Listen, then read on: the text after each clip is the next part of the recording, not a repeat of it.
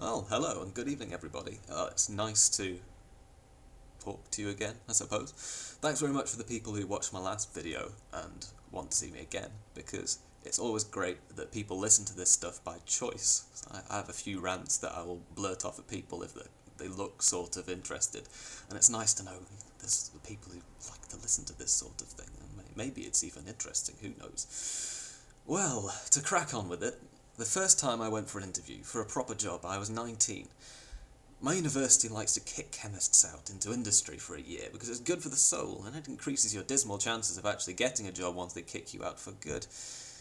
I'm not one to argue with that at all, but science geeks all over the world are at some point going to realise that they've been lied to, and the science, technology, engineering or maths qualification that their current government has been lamenting the lack of is going to give you as much edge on the job market as a Tesco value disposable razor that's been stuck in a blocked pipe for about a year. But of course, the interview, not naming any companies, but it was in Slough, and as I was to find out, Slough is the most depressing place I have ever seen, and I've been to Morecambe. 7 hours on a train and a bewildering jaunt on the London Underground later, I arrived at the bed and breakfast the company that had booked for me. And unlike the rest of the companies I interviewed for, they actually paid for. One restless night later, I found myself wandering the business park in the December cold, dressed up in a suit but carrying a large rucksack just to take the professional edge off. When the time finally came, the interview with the single, friendly-looking human resources woman completely threw me off guard. I was expecting at least a panel of 4. The technical interview went very well indeed, that is, until I was taken into the lab and started geeking out over all the equipment. I must not have come off too badly, but at one point I think I said something about my least favourite part of chemistry being product recovery. Turns out most of the job consisted of painstakingly trying to recover a few milligrams of some stuff that took a synthetic chemist 2 weeks to make. My chances evaporated then and there.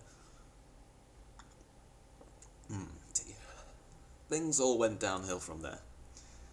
And in the end I decided against industry altogether. Indeed, after writing several essays and doing a telephone interview, I was invited to an assessment centre, where half the positions on offer were nothing to do with chemistry. At that point, the business people will usually mumble something about regulatory frameworks and management strategy and expect you to want to move to London and be a young professional, get on the tube every morning, drown your sorrows at an expensive wine bar at night, and God forbid you should want to meet a girl with a spark of life left in her. I don't care about managing multi-million-pound projects or product launches or business strategy. I'm a scientist, not a contestant of The Apprentice. I'm creative too. I want to think of the fundamental concept, piecing together elements to compose something insightful and new, not just something profitable. I can handle not being paid very much. After all, these industrial types have those expensive bars. I have a back garden, a barbecue, a six-pack, a hammock, and some folk who actually know how to chill out. Now, which one would you prefer?